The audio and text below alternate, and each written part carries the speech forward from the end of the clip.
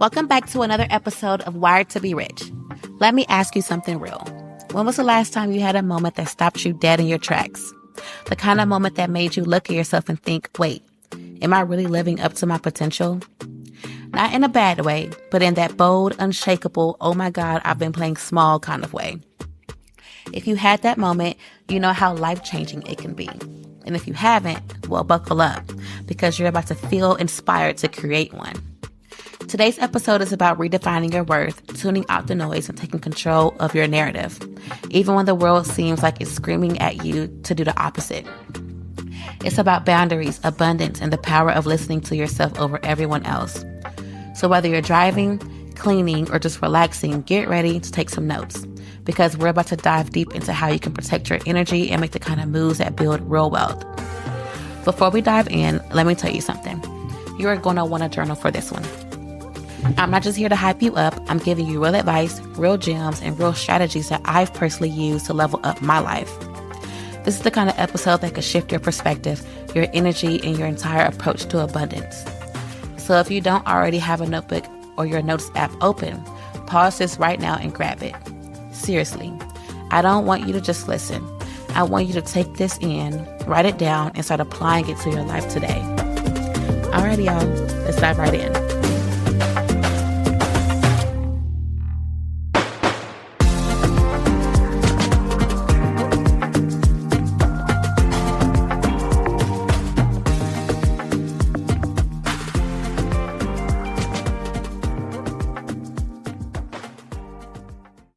Before we jump in, I want to take a moment to shout out our sponsor for today's episode, Balance and Destiny.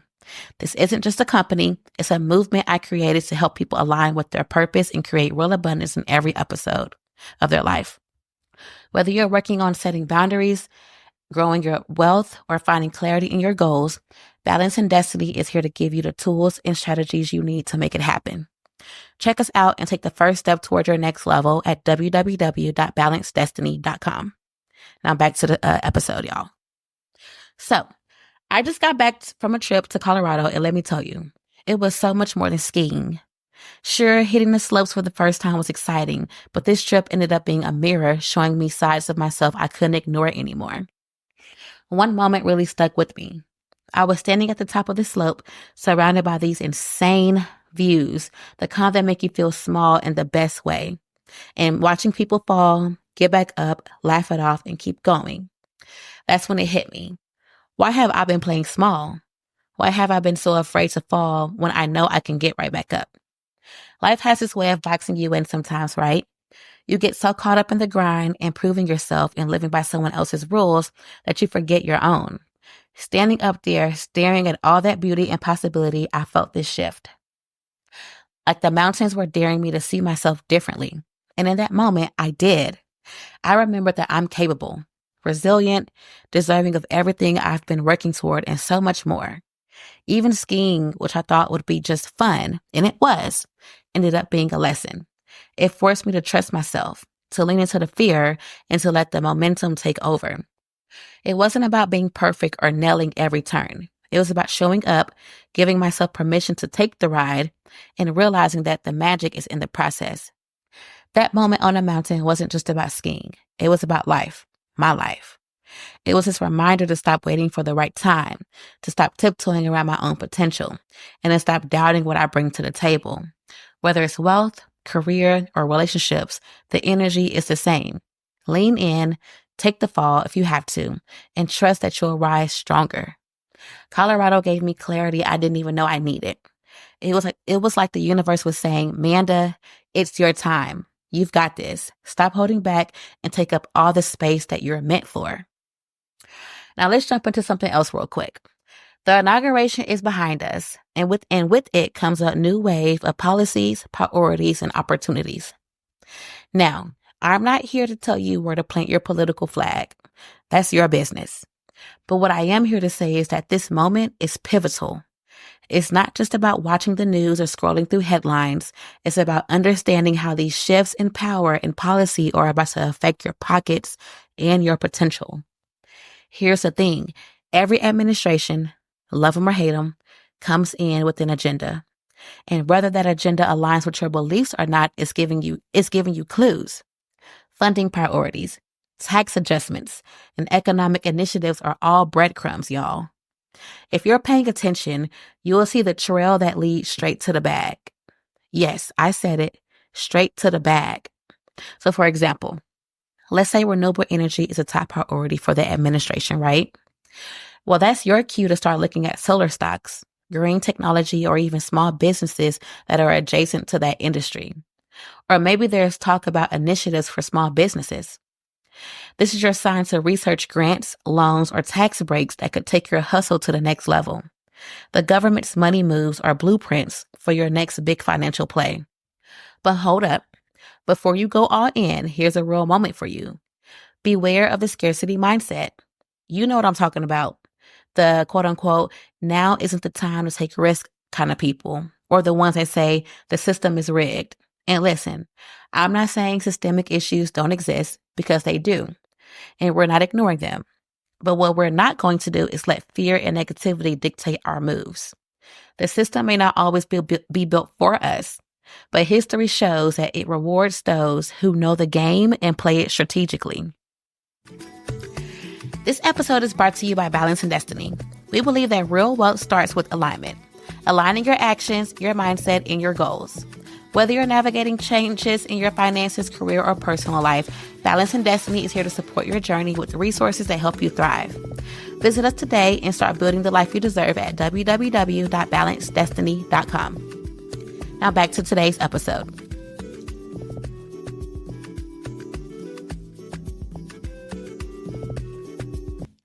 Let's get real about scarcity. Scarcity isn't just about a lack of resources. It's a mindset. It's that nagging fear that there's not enough. And not enough money, not enough time, not enough opportunity. And let me tell you, that mindset is contagious. People love to project their fears and doubts onto others. You will hear things like, don't aim too high, or be realistic. But here's the truth. Their scarcity has nothing to do with your abundance. Abundance isn't just about money or material things. It's a way of seeing the world. It's about knowing that there is more than enough to go around, more opportunities, more ideas, and more success. And the gag is, when you embrace an abundant mindset, you stop competing and start creating. You stop looking at other people as competition and start seeing them as inspiration or even collaborators. But here's the kicker. Protecting your abundance mindset takes work. This is where boundaries come in heavy. Whether it's someone's negative comments, doom and gloom news cycles, or even your own self-doubt creeping in, you have to protect your energy like it's your most valuable asset. Why? Because it is. Every time you choose to not engage with negativity, you're reclaiming power that can be channeled into creating the life you want. Think about it. The time and energy you spend worrying or responding to someone else's scarcity-driven drama is time and energy you could be using to build your vision. So when someone tries to tell you to play it safe or implies that you're dreaming too big, let that roll off you. Keep your eyes on your lane and your hands on your craft. And here's a pro tip. Surround yourself with abundance-minded people. These are the ones who see possibilities, who cheer for your wins, and who don't get threatened by your growth. Because let's be honest, not everyone's going to clap for you, and that's okay. What matters is that you keep clapping for yourself and moving forward. Now, let me take you back to Colorado for just a second. Picture this. I'm standing on a mountain surrounded by all this natural beauty that feels infinite, because you can just see, it's like almost like the slopes don't have an end to it. And it hits me like a ton of bricks. I've been underselling myself, not just in one area of life, but in multiple ways. I've played it safe when I knew I was built for more. I've held back when I should have stepped up. I've let doubt hang out way longer than it had any business staying. And that chapter, I can definitely say now, is closed. And if any of this sounds like you, let's close that chapter together right now. Here's the reminder you didn't know you needed. You are worth more than you've been telling yourself. Period. And don't get it twisted. This isn't just about money. This is about alignment, about understanding that your worth sets the tone for everything you do. When you fully embrace your value, the game changes. You start making moves out of confidence, not fear. You stop settling for less than you deserve, whether it's in relationships, career opportunities, or how you treat yourself. Here's what happens when you recognize your worth. You create space for abundance, real abundance, not the fake social media flex kind, but the kind that feels aligned with who you truly are. When you're in alignment, doors open. People notice, opportunities find you. And the best part, you're ready for them because you've done the inner work to know you deserve them. But let me keep it 100 with you. Recognizing your worth doesn't mean the doubt magically disappears. No, doubt will still try to slide in and act like it belongs. That's when you have to stand firm and remind yourself, you're not here to play small. You're here to own the room, take up space, and create a life that's just not good, but extraordinary. You can't control how people perceive you. You can control how you respond though. And let's be real, perception is a tricky thing. People's opinions about you are shaped by their own experiences, biases, and expectations. Things that have absolutely nothing to do with you. So why waste your energy trying to shift their perspective? Instead, pour that energy into actions that align with your truth. When you're rooted in authenticity, everything starts to flow. Show up fully in your work, your relationships, and your decisions. Speak with clarity, move with intention, and live with purpose. The beauty of focusing on what you can control is that it frees you from the exhausting game of people pleasing. Your actions become a reflection of who you are, not who others want you to be. And here's the kicker. People notice. Over time, even the loudest critics can't argue with consistent authenticity. But here's the truth you needed to hear also. Not everyone will get it. Not everyone will see your vision or understand your moves, and that's okay. What matters is that you see it. Focus on being so aligned with your purpose that external opinions don't even have a seat at your table. Let your actions speak louder than their assumptions and let your results silence the noise. And when it feels tough, because it will, remind yourself of this. Control isn't about having power over others. It's about having power over yourself. It's about choosing how you show up, how you respond, and how you keep pushing forward despite the distractions. That's how you stay grounded. That's how you stay true to your journey. And that's how you win on your own terms. And speaking of winning, let's discuss the people who've hurt me because, they have tried it. They've doubted me, underestimated me, and in some cases, straight up disrespected me. But you know what? Those moments, as much as they stung, turned out to be some of my greatest teachers. Because every time someone tried to dim my light, I learned how to shine even brighter. I've learned that hurt people hurt people. We all know that saying, right? And with that, when someone tries to tear you down, it's rarely about you and almost always about their own fears, limitations, and unhealed wounds. But let me tell you something else. I don't owe anyone an explanation for my glow up. I don't owe anyone an apology for leveling up, and neither do you. The best revenge is not proving them wrong. It's living so fully in your purpose that their opinions fade into the background noise they've always been. And here's where it gets good. Every lesson, every tear, every moment of doubt, they become fuel. I use these experiences to build stronger boundaries, to stand taller in my truth, and to glow up in ways that make even my past self proud. I want you to do the same. I want you to take every time someone's hurt you, doubted you, projected onto you, or tried to hold you back and turn it into the reason you push harder, grow stronger, and shine brighter. Because here's the thing. They might have hurt you, but they can't stop you. The power is in your hands. So start asking yourself, how can I use the pain I've been through to elevate myself? How can I take what was meant to break me and turn it into the reason I break through? Write it down, reflect on it, and start making moves. Not out of spite, but out of purpose. That's the real glow up. Now let me take you back to a time when I had to truly focus on what I could control and block out all the noise. So as some of you know, I've been through some big transitions lately and on the surface, and at first it stung, and I was bombarded with people's opinions and projections. And while it's human to want validation and to hope the people around you will see the vision you're working toward, their projections are not about you. People weren't questioning me because they knew my truth. They were questioning me because they couldn't see beyond their own fears. Their version of safety and success didn't look like mine, and that's okay. It's not their journey to walk. It's my journey, just like it's yours. And I'll be honest with you. There were moments when I almost let those voices get to me. Moments when I wondered if I was making a mistake, if I should just settle for what was comfortable. But every time doubt crept in, I came back to one question. Does this align with who I'm becoming? And every time the answer was clear. Staying in that relationship didn't align. Holding onto friendships that no longer felt reciprocal didn't align. Staying in a job where I felt undervalued and uninspired did not align. So I made a choice. Instead of trying to explain myself or win people over, I focused on what I could control, showing up authentically for my journey. I started with the small things. I doubled down on my workouts, committing to my marathon training as a way to remind myself of my strength. I started cooking meals that nourished my body and mind. I started experimenting with recipes that felt intentional and creative.